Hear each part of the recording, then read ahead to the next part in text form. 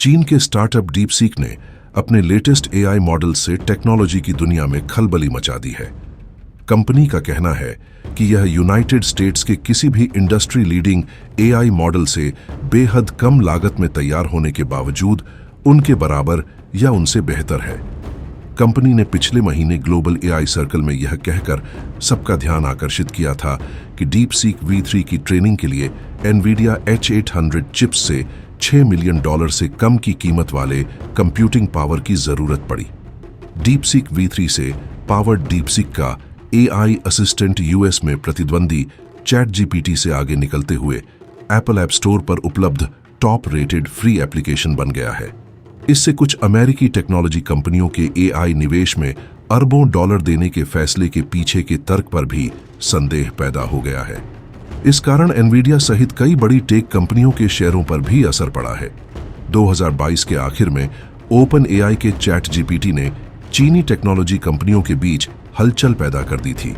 इसके बाद चीन की कंपनियों ने एआई से पावर्ड अपने खुद के चैटबॉट को बनाने में तेजी दिखाई।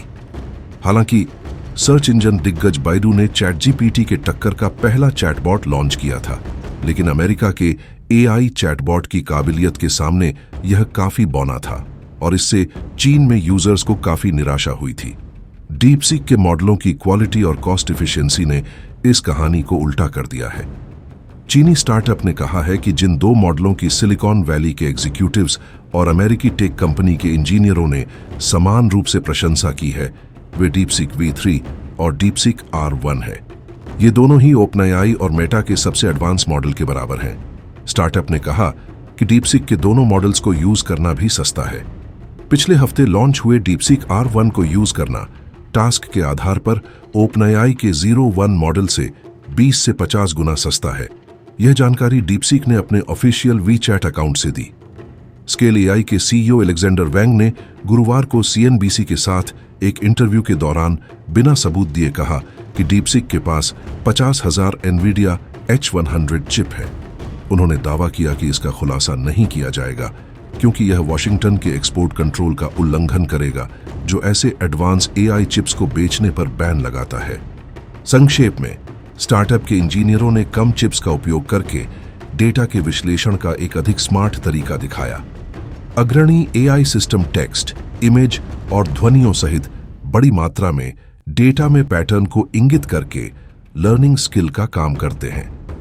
डीपसीक ने इस डेटा विश्लेषण को कई विशेष एआई मॉडल में फैलाने का एक तरीका बताया, जिसे शोधकर्ता विशेषज्ञों का मिश्रण विधि कहते हैं।